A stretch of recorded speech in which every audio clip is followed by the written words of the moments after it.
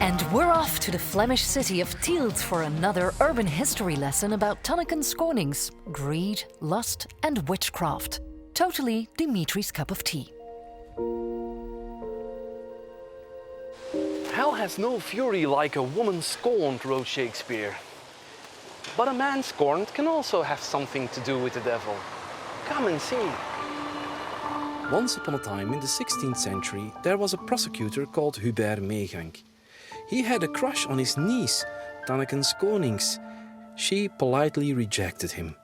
But these were troubled times of witch prosecutions, and because Tanneke got into a quarrel with the neighbors and the local villagers, Hubert took his chance.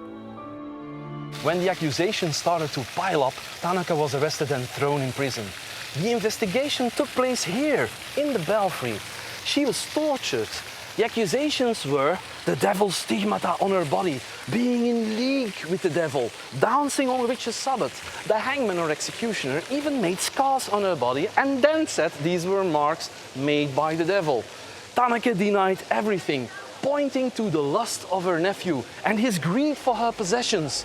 So she was tortured some more, for 4 days and 4 nights.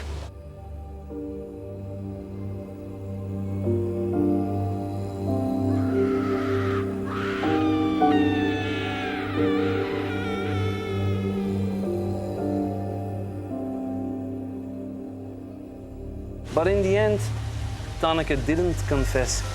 She succumbed under torture. Hubert, he claimed that the devil had broken her neck. She still got a trial and was condemned, and he took all of her possessions.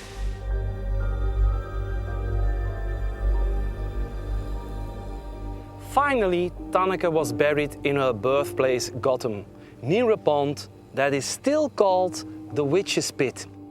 And what is true about this story? Everything really. Tanneke was part of the great witch persecutions of the 16th and the 17th century.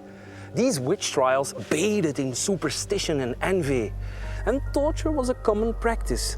There even was a book, the Malleus Maleficarum, the Witch's Hammer, that was a kind of witch hunt for dummies.